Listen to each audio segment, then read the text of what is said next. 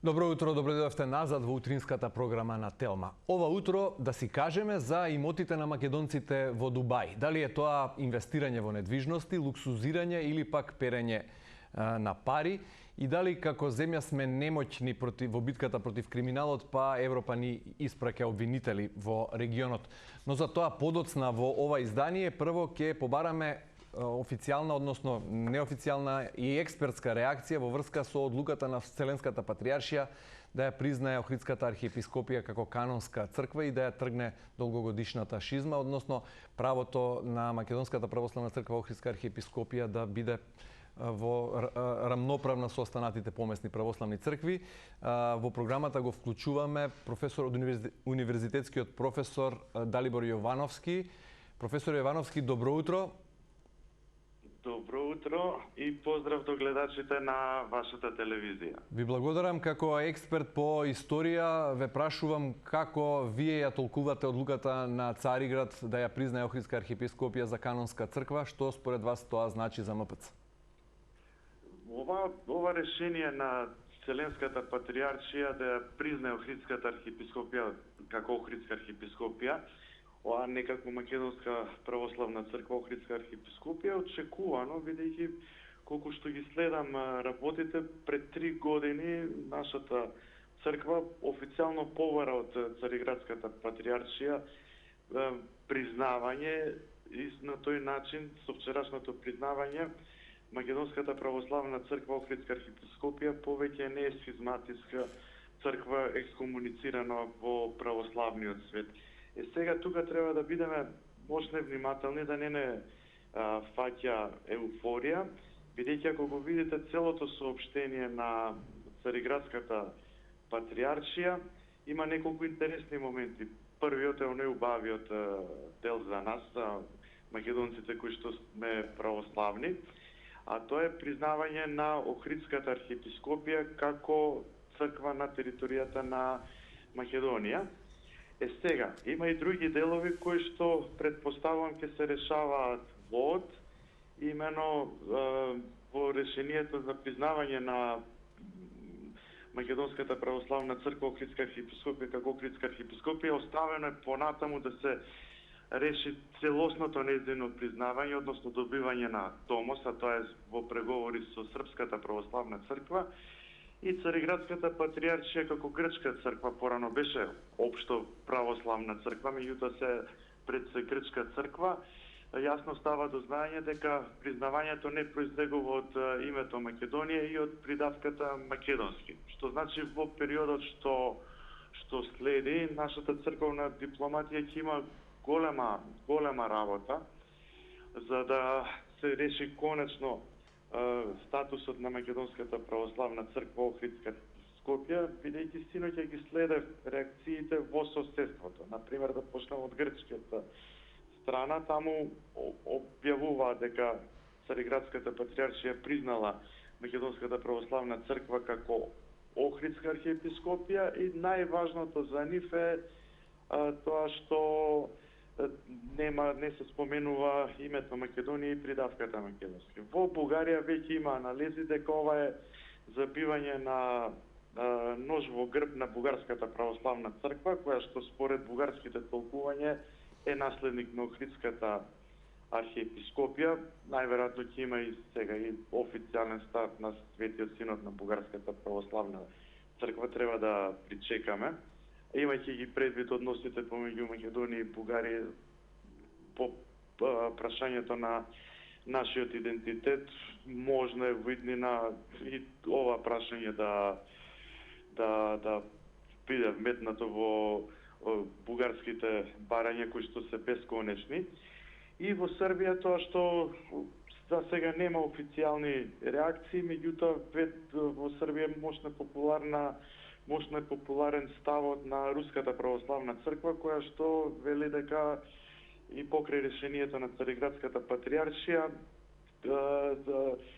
легитимна црква за руската, односно за московската патријаршија, официјалното име на руската црква е тоа, е Српската православна црква на територијата на Македонија. Имајќи ги предвид искуствата. Признавањето на Украинската православна црква од страна на Цариградската патриаршија пред 3 години, па спојувањето на двете украински цркви, едната што ја призна Цариградската патриаршија, другата што беше под юрисдикција на Московската, односно Руската патриаршија, сето ова не води кон мислата дека треба да бидеме мощни, внимателни во периодот кој што следи, бидејќи во православниот свет, значи тоа не е случај само со непризнавањето до вчера на Македонската православна црква, Охридска архиепископија, туку и со другите цркви,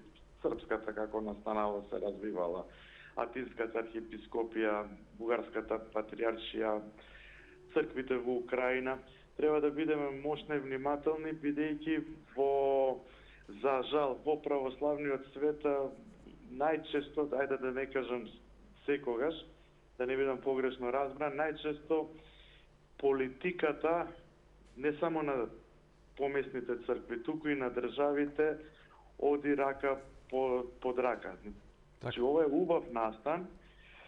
Веќе не сме схизматичка црква, верниците на Македонската православна црква, Охридска архиепископија од вчера не сме схизматици официјално во православниот свет, но мислам, може би грешам, мислам дека работата е далеко од завршена и допрва следуваат оние тешки преговори и тука мислам дека нашата црковна дипломатија ќе треба добро да се подготви, имајќи предвид оној договор од ништо го склучија 2003 година, го подпишаа, па се повлекоа, па тојгаш дојде до раскол и во самата Македонска православна црква, тоа србите не србите, Српската православна црква го искористи со создавање на нејзина Охридска архиепископија на чело со Враничковски и сега треба да се види паралелата со украинските цркви. Видовме сега, гледаме сега што се случува во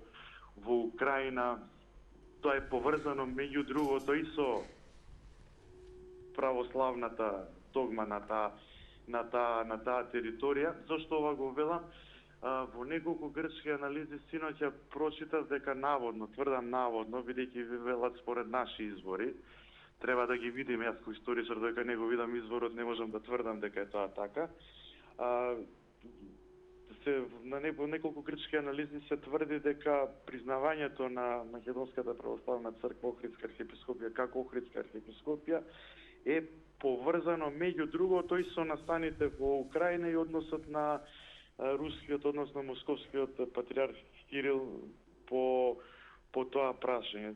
Значи, повторно ќе повторам, ова е убав чекор, но има многу опасности, бидејќи допрва треба да се договара името на црквата, а знаете, со оглед на се што не се случува и негирањето дека сме македонци со собствена традиција, култура, историја, фолклор, да не редам уште што нема во еден идентитет, црковната дипломатија ќе биде на сериозни искушенија. Треба сега да ги причекаме официјалниот став на Српската православна црква и тоа како ќе одат понатаму преговорите, бидејќи кај нас многу не се известува, кај грците се известува на нивните теолошки сајтови дека имало преговори во минатиот период од кога дојде новиот српски патриарх Порфири и дека тоа можело да донесе ова или она. Сега да видиме со новата состојба од вчера како сето тоа ќе се реперкуира на понатамошните преговори, бидејќи ви реков, за жал во православниот свет црковното прашање е политичко, идентитетско и во случајот на Балканот и во Украина и национално. Така. Затоа Да, професоре, ви благодарам. Во секој случај ќе биде интересно да се слушнат денеска официјалните реакции на Бугарската православна црква и на Српската православна црква. Руската веќе се изјасни. Вие ги пренесовте медиумските извештаи во соседна Грција. и во Бугарија и во Србија, така. Така што добро поентата од вашиот став е дека е убав настан, дека бидејќи веќе не сме расколници, меѓутоа не треба да не фаќа еуфорија бидејќи битката за автокефалност допрва предстои. Допрва, и која што е поврзана и со идентитетот на македонците кои што се православни. Намерно го говорам кои што се православни, бидејќи огромното мнозинство сме православни, но меѓу нас има и други. Така. Професоре, ви благодарам многу за првичната ваша експертска оценка. Би сакал на вашето мислење да го надоврзам и ставот на колегата Бранко Ѓорѓевски, кој е воедно и црковен аналитичар и долгогодишен наблюдувач и човек кој ги следи црковните прашања во Македонија, пред се црковниот проблем, битката за независност и автокефалност. Бранко Ѓорѓевски, ако го имаме на линија, го поздравувам. Добро утро, поздрав од студиото на Телма. Добро утро, Горан, поздрав до вас и до вашите гледачи. Благодарам, Бранко. Не знам дали беше во можност да го слушнеш професорот Далибор Јовановски рече дека станува збор за убав чин, меѓутоа не треба да не фаќа еуфорија. Предпоставува, односно прогнозира негативни реакции од страна на Бугарската православна црква, па и од црковен Белград. Какви се твоите анализи и очекувања и првичен коментар на одлуката на Вселенската патриаршија од вчера? Јас во многу нешта би се согласил со професорот Јовановски. Навистина се случува голем историски чин, значајна е работа што веќе сме признаени како канонска црква, што го добивме правото да комуницираме, да служиме со други православни цркви. Но сепак не треба да не фаќа еуфорија, бидејќи ова е само еден голем чекор кој што сме го направиле, но не очекуваат уште многу чекори и искушенија кои што ќе се случат. Сега сите очи сега се уперени на тоа како ќе реагира Српската православна црква и бидејќи сега Вселенската патриаршија одржа еден тактички потек со кој што не донесе одлука конечна, туку едноставно прашањето на статусот на нашата црква го префрли во дворот на Српската православна црква, каде што и досега се наоѓаше. Знаете, во вчерашната одлука треба да се каже дека Вселенската патриаршија во случајот постапи како апелацијска судска инстанца. Знаете, бидејќи реакциите од Белград сигурно ќе бидат дека е направен упад во канонското подрачје на Српската црква и во нејзина јурисдикција. Меѓутоа, аргумент со кој што Вселенската патриаршија ќе ја брани својата позиција е сигурно во тоа што веќе се исполнети услови таа да се појави како една судска инстанца која што може да донесе одлука. Бидејќи веќе 55 години Српската православна црква овде не е присутна како јурисдикција, овде веќе постои нова држава на која што исследува нели самостојна црква. Значи апсолутно се исполнети сите услови таа да се јави како судска инстанца и која што можеше да донесе ваква одлука со која што досега непризнаена црква која што беше надвор од православието е прогласена за канонска, но со неуреден статус. За тој статус сега Вселенската патриаршија топката ја става во дворот на Српската православна црква, како што рекол, каде што досега се наоѓаше, и сега не е тешко да се предпостави, дај Боже да грешам, дека одговорот на Српската православна црква ќе биде негативен у смисол дека нам нема да ни дозволат да добиеме автокефален статус, односно дека нели тоа е веќе општо познато дека најширока автономија е единствена опција која што ние можеме да добиеме од црквен Белград. Тоа е нешто што нам не ни одговара и во тој случај нема да биде изненадување ако после одбивањето од Белград проблемот со статусот на нашата црква повторно се врати во рацете на Вселенската патриаршија и која што после полноправно ќе реши каков статус ќе добие Македонската црква. Така, Бранко, извинете, во еден таков случај, во случај 1 или случај 2, без разлика кој сценарио ќе биде, колку би бил долг патот на Македонската православна црква до автокефалност, до конечниот После конечната цел? вчерашната одлука патот веќе нема да биде многу долг. Знаете, ова беше најважното да се случи. Бидејќи тоа беше практично најголема тест како ќе се реши тој проблем со тоа што една шизматичка црква која што беше надвор од православието да стане црква. Тој чекор го направи Вселенскиот патриарх и сега после тоа останува прашање да се уреди нејзиниот статус. Тоа е веќе она административно прашање и затоа не треба многу, знаете, не треба многу време, сигурно ќе биде потребно известно време, но не многу. Без разлика дали патот ќе оди преку Белград или преку Цариград? Да, апсолутно, знаете, бидејќи како што реков, тоа е веќе техничко прашање. Знаете, тука нема големи дилеми. Искушението беше како